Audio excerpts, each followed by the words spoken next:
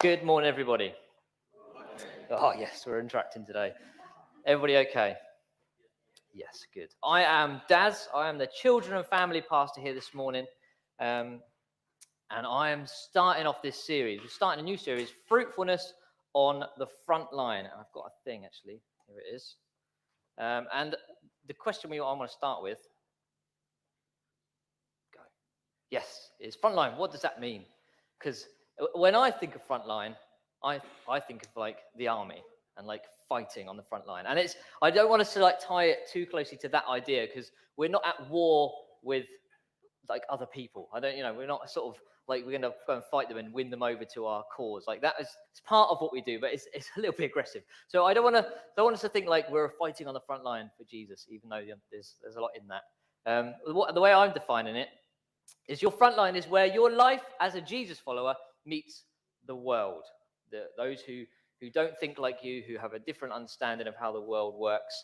And Jesus came, I think, that we might live, life, and a really full life. How we do that is the question we're going to explore through this series, is how we do that in a way that encourages and intrigues those who think differently from us, and makes them, maybe want a piece of that, I guess, is how I would sum up the whole series. Because what I'm talking about today is the big picture. What's my next slide? Does it say that? There we go. I really have to click these buttons. And I'm going to start. My lecturer at Bible College said you should never start with an apology. But this message that I have prepared. Like, don't get me wrong. But sometimes when I prepare stuff and I sort of speak a message, it sort of sets like concrete, and I think I know what I'm going to say. This morning I feel a bit nervous because I think it's not quite. It hasn't settled. The concrete hasn't set in my mind. I don't know what God's going to do, so I'm kind of excited and terrified at the same time. It could be a train wreck, who knows? But go with me. I think this series could be really encouraging for us. I'm excited about it, and hopefully by the end you will be too. You see, if you're a follower of Jesus today, you're a frontline worker, which is a COVID thing, isn't it? People that work on the front line. And I like to tell you this because I think a lot of people, especially maybe in church life, maybe, and I might be being unfair, they think that people like me and Martin and Ruth and the people that are up the front, they're the frontline church people. They're the proper Christians. And I am a professional Christian. I like to make that joke. But you're in it just as much as I am. And I was thinking about it this week, maybe even more so. Like, I spend, in my opinion, probably too much time upstairs in my office. It's up there. It's an absolute mess. But I sit there and I like spend time doing rotas and preparing this message, which is the Lord's work, but I think probably is going to be heard mostly by people that are already Christians, mostly, not everybody. Whereas you lot, you spend 8 to 12 hours every single day out there in what I'm going to call the real world. And you meet like other people that aren't Christians, like way more than I do, maybe, I don't know. So this series, we're going to spend like 2 months after. Next week's the church weekend, all that telling the world, which is linked really nicely. But then after that, it's like 7 weeks left. Exploring the ideas that will help us out as we think about what does it mean to follow Jesus on the front line. And there's a guy who came up with it all. I think he came up with it all. So there's a little intro video we're just going to quickly watch now, Steve. Thank you.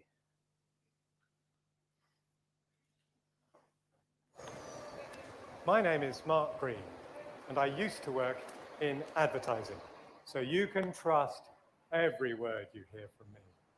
Now, for 10 years... My name is Mark Green, and I used to work in advertising, so you can trust every word you hear from me. Now, for 10 years, advertising was my front line, my daily mission field. And over those years, I saw God do wondrous things. I saw him answer prayer on prayer. I saw him miraculously heal my boss's secretary. I saw him draw people to himself, and more than one. I saw him impact the very work itself. I saw him protect me and guide me, teach me about service and humility, mature me through spectacular character failure, through career disappointment, and through romantic catastrophe. The point is not that I used to work in advertising, so you can trust every word I say. The point is God worked in advertising, and you can trust every word he says, whatever your front line.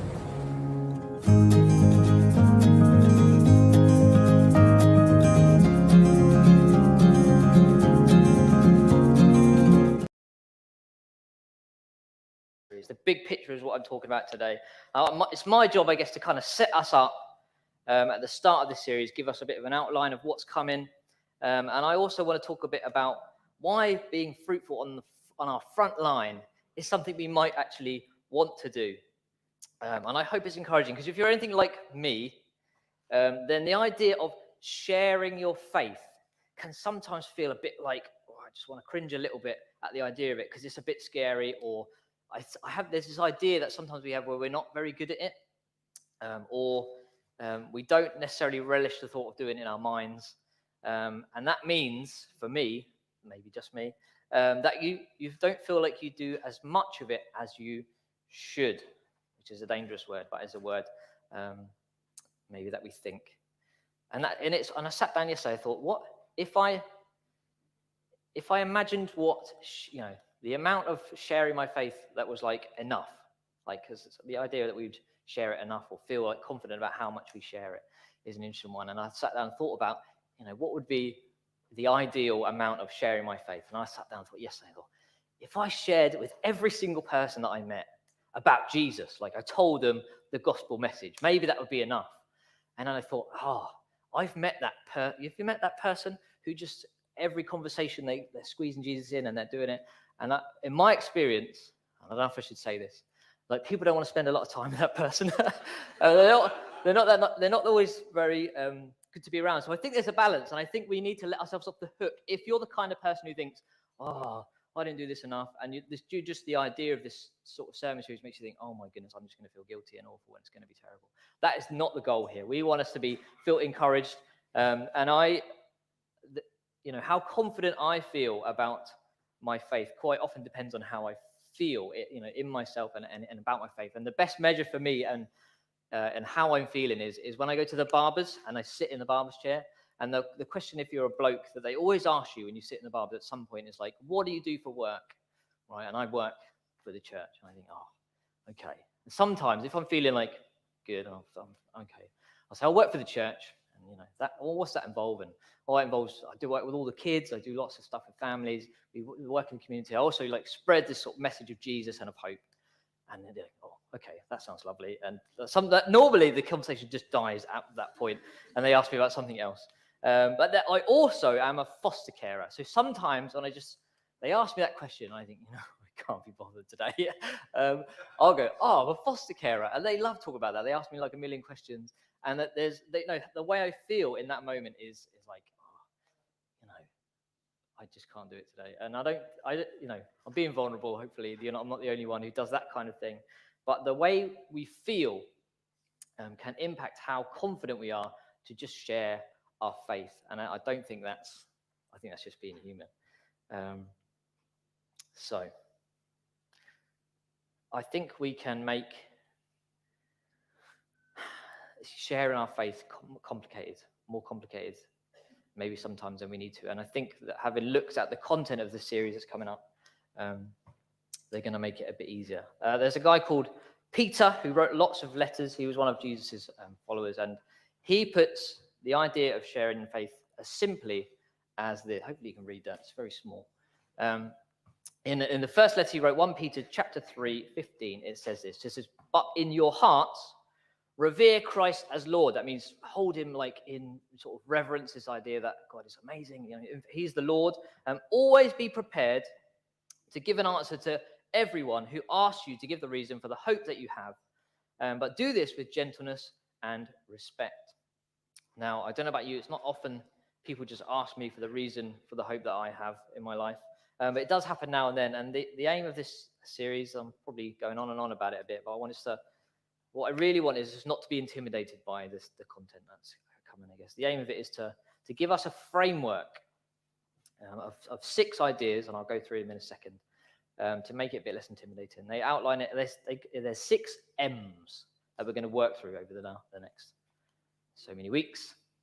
The first one, the first M of being a disciple of Jesus is modeling godly character, which, is a short sentence, but is a huge idea. And we got to, if we follow Jesus, and maybe you don't hear this morning, and, you can just sit and relax and enjoy this. But the first M of discipleship is modeling godly character. And that's in good times when things are going well, but it's also in tough times. And it's with just delightful people that we just, you're just lovely to be around. And it's with the difficult people in our lives as well. Are we continually showing the fruit of God's Spirit, which is love, joy, peace, patience, kindness, goodness, faithfulness, gentleness, self-control? Was that 9? Yes, nailed it. Thank you. Modeling godly character in our lives is part of what it means to be fruitful on the front line. That's the first M. The second one is that we would make good work.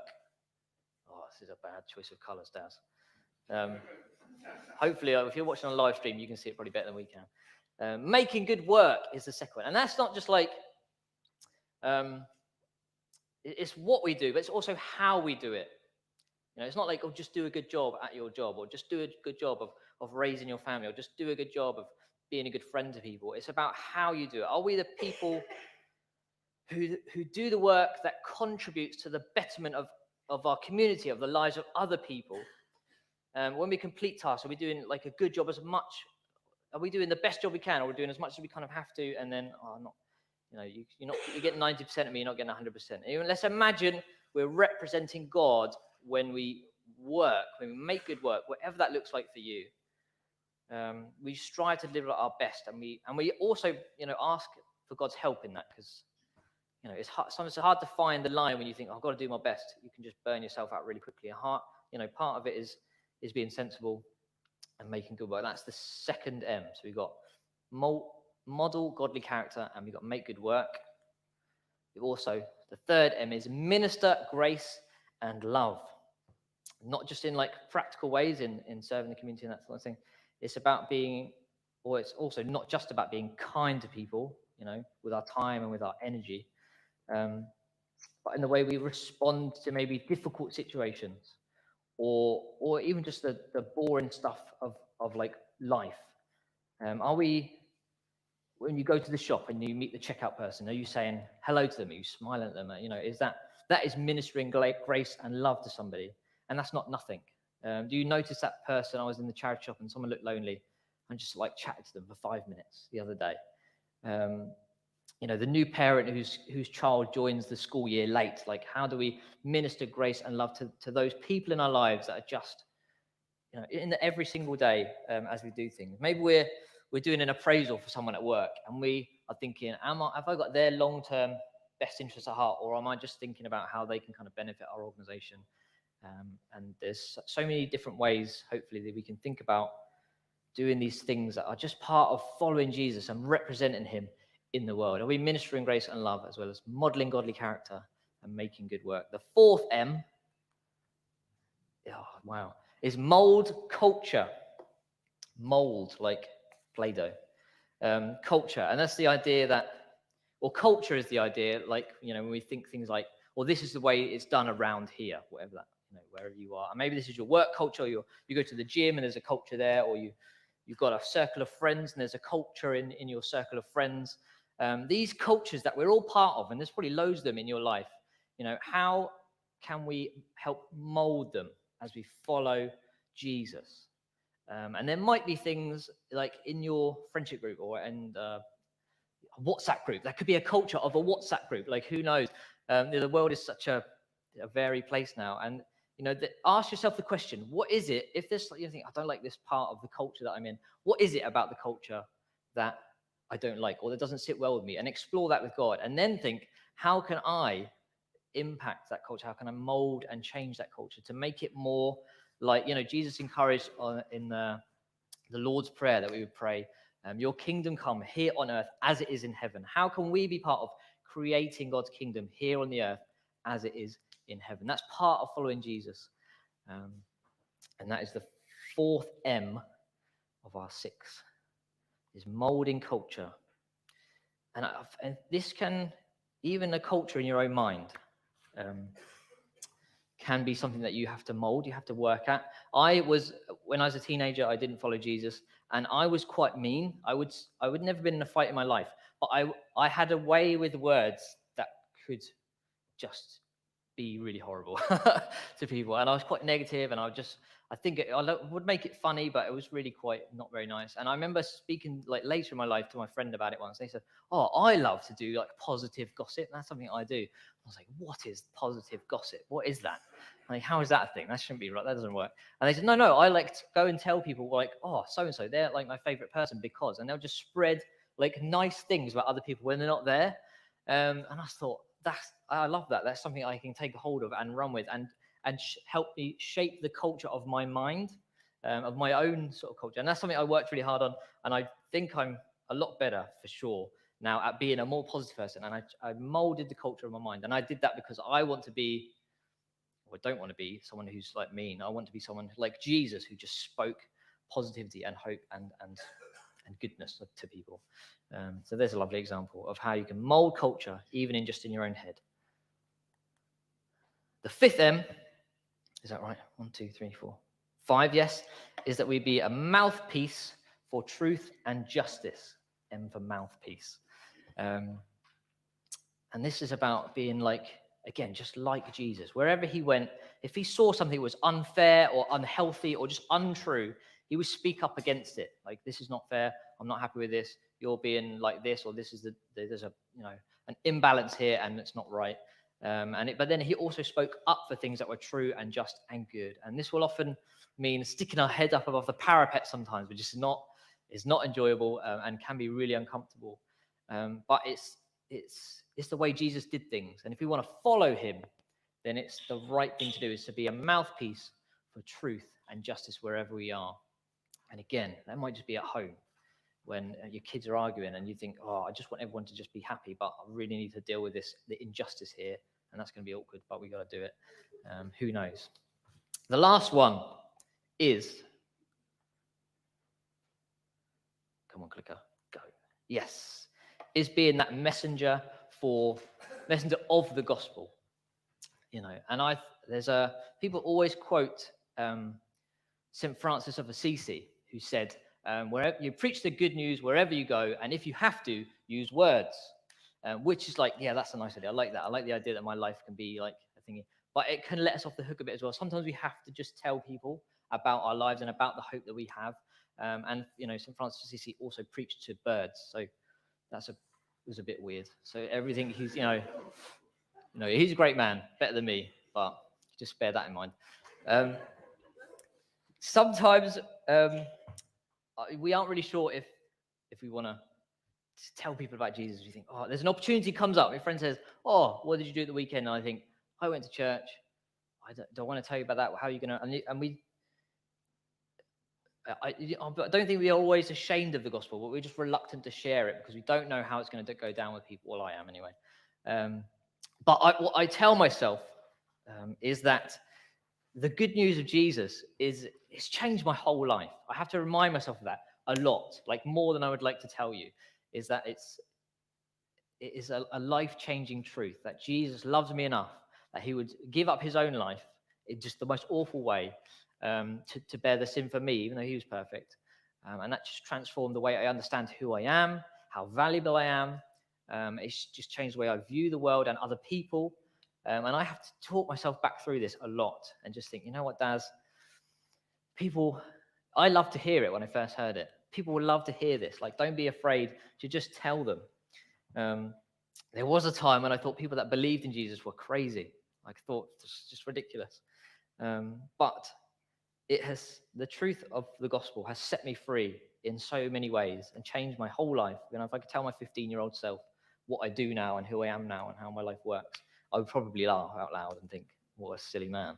But I wouldn't go back and change it. I love what I do. I love who I am. I love Jesus. And if that's you, if you're like that, you carry that revelation for somebody else. And if we can be a messenger of the gospel, that's what we do, is sharing that revelation. You can have a life that is just great. And let's be praying and asking God who in our lives are ready to hear that, because people have to be ready, I think, to hear it. And let's ask him for the opportunity to tell someone the good news and be a messenger of the gospel. That is the 6 M's that we're going to go through across the next many weeks. I think it's a couple of months.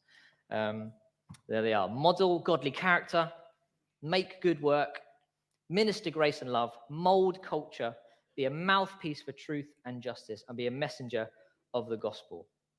And maybe you're thinking, that's great, Daz. 6 more ways I've got to think about and feel guilty about not delivering on. And no, that, as I say, the idea of this is not that we throw up this measure that by well we can all feel diminished and insecure and oh no. Lots of these things, I think, if you look at your life closely enough, you're already, or you have already been doing, you do these things already. And you'll probably be able to recognize ways that God, has or might have used them to open your eyes and other people's eyes to who he is. That's the goal of being fruitful on the front lines. We just need to open people's eyes to who God is, and he'll just do the rest. And that's probably an oversimplification, but I think because of our too human understanding of God, we often forget that everything we do is part of his purposes for the world. And I don't know if you believe that. And I ask myself this question: do I believe that what I do in my day-to-day life has an impact on God's purposes for eternity? Like, do I really believe that? When I look at the things I do day to day, do I think, I said hello to the person in the shop. Do I really think God can use that tiny, tiny thing to impact his purpose in eternity? I don't know. We all like to think, at church, I pray for someone. That's I think, yes. If I pray for someone here at church, of course, I'm inviting God to come and do something in their life. That is a clear way that God will use me to do that. But what about the other stuff? What about the rest of life? And when we leave this place, if we're here in church this morning, when we leave here, does God go with us? Is he still, acting in our lives as we go from church into the world where we spend most of our time? We greet our neighbors with a smile every day, or we remember our colleague's birthday and we get them a card, right? I'm not very good at that. My colleagues would tell you. We think we're at a restaurant and we ask the waiter about their day, like, how are you doing? What's it like working here? And being interested in people. We put our phone down for 5 minutes and we just play with our kids. Again, something that I really have to be conscious of, making sure they're getting time from me. These are just small things we do. They're just day-to-day activities. Do we really believe that these things we do are part of God's purposes for eternity? Because I think they are.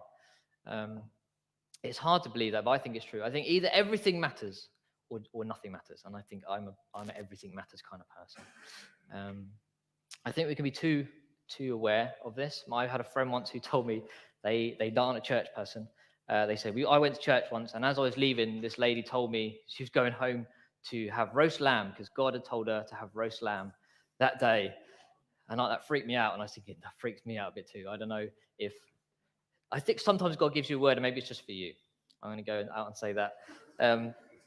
But please be encouraged today. We want this to be a series that will broaden our understanding of what it means to share our faith in Jesus. It doesn't just mean every single person I meet, I need to just tell them the gospel.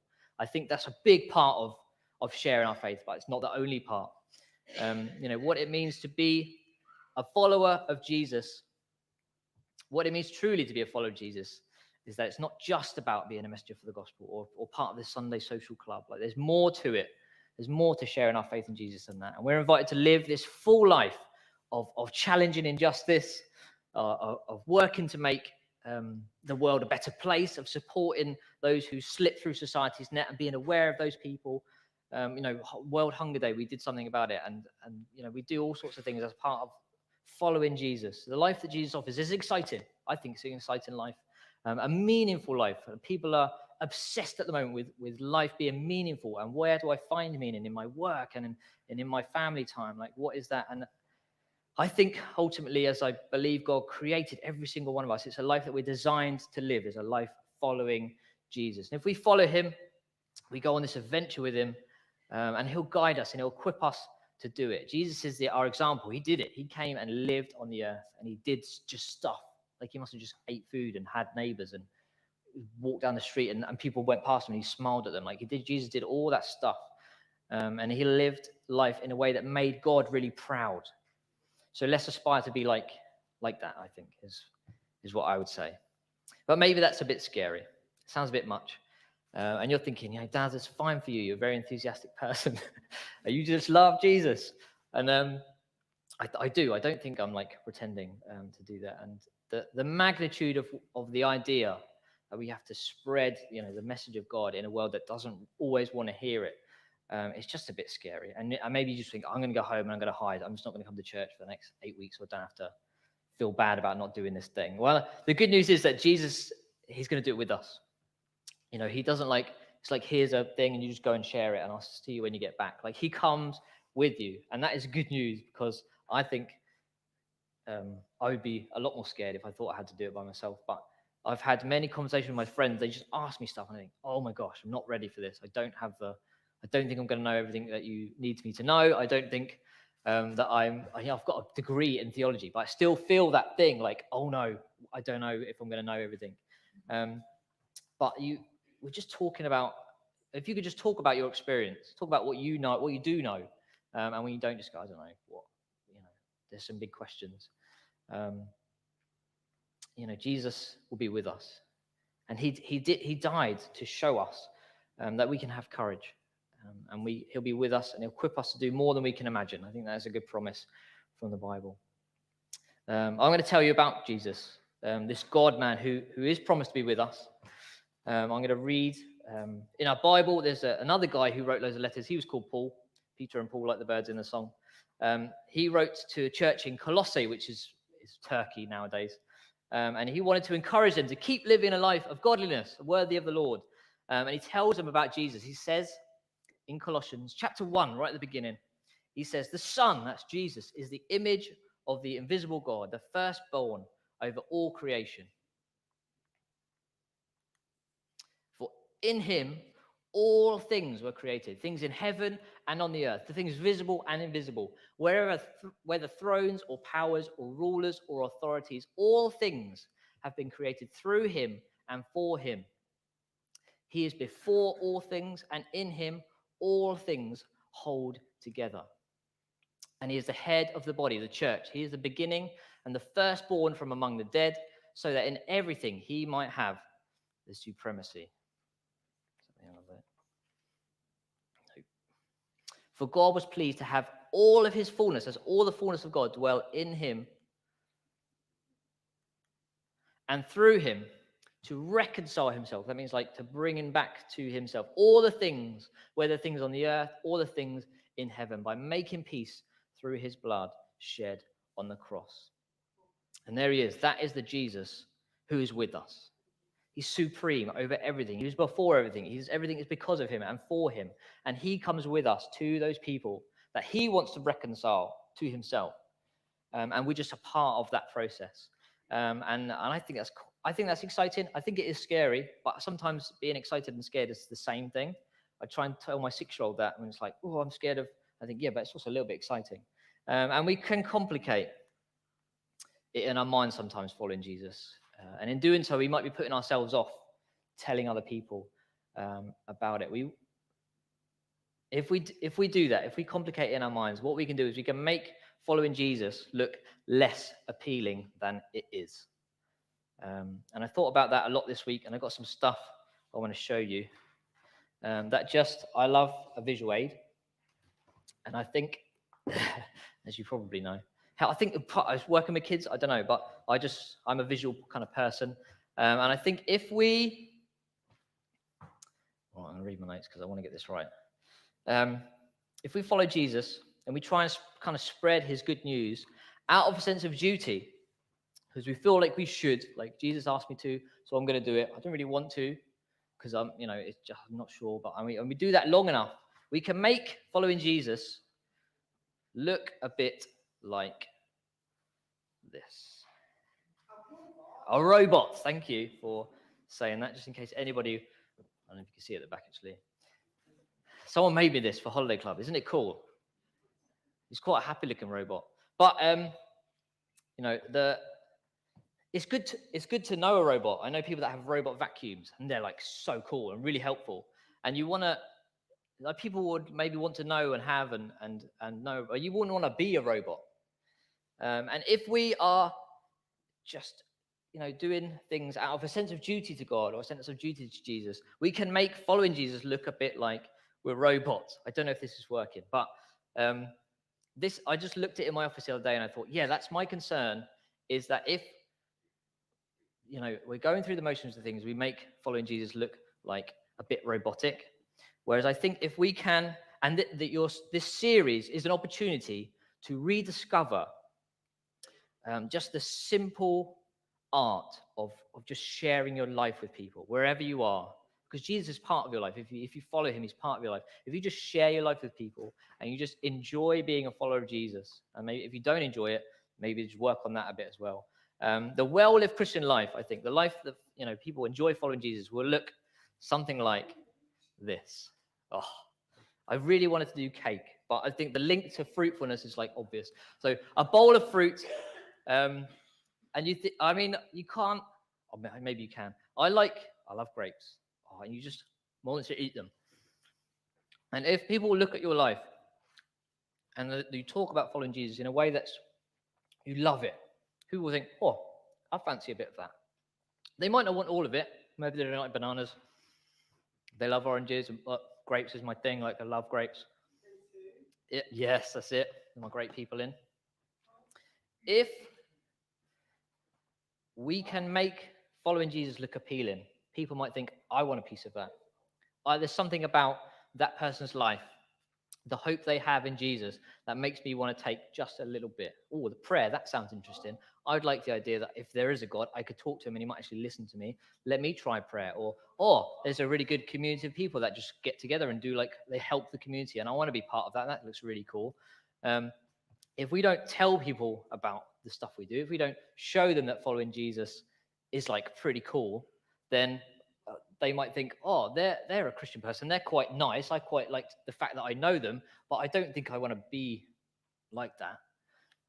Whereas if we can make it like a bowl of fruit, people might think, I fancy a bit of that. And that the whole idea, the opportunity, there's an opportunity in this series to really spend some time thinking about your life, what you do in your life, where your front line is, really dwelling on this. Do I think God really works through the day-to-day stuff that I do, and really make it look like a bowl of fruit? I think that's, yeah, there you go. There it is. I don't know what's going on in your life right now. Some people are always dealing with something, right? And I've learned in life that trouble, it can either make you bitter or it can make you better. And I think if you really are, my heart is for the people this morning who think, I don't want to, just sharing Jesus is just too much for me. I'm just trying to deal with stuff and my life isn't great. But I think God can use this time, use this series, use this opportunity to help you fall in love with Jesus again, love following him. He's great, and make your life look appealing to other people and be able to share on the front line and feel confident about that. And that's my heart for you, is that we would all feel confident that we probably already are being fruitful on the front line. I pray this series will make us better at living in a way that makes life with Jesus look appealing. We want to be fruitful on our front line so that people can see what God has to offer them, and they want to be a part of it. Let's pray. Thank you, God, for your son, Jesus, the example that he is, the sacrifice that he made for us. Lord, just remind us right now of the fact that you just love us, and that you love us enough that you give up your own life so that you could just know us, that we can know you. And Lord, even if we're just not feeling it, help us to learn to be excited about that again. Lord, let our hearts be transformed by a miracle, maybe is what it's going to take, to be the kind of person who just feels confident to talk about the fact that you are a part of our lives and that you are an amazing part of our lives. Something that we just love about ourselves is that we follow you as much as we can. Fill us with your Spirit as we leave this place, and bless us in Jesus' name. Amen. Amen. We're going to throw some questions up on the screen, just to give you an opportunity to just process that a little bit more. But that's me done.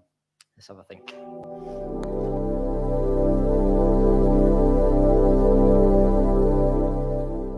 What would you say is your front line?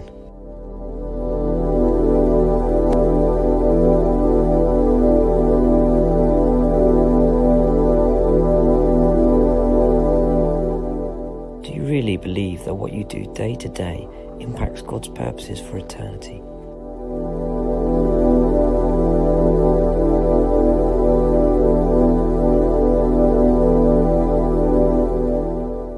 How do you think God has been working through you in your life so far?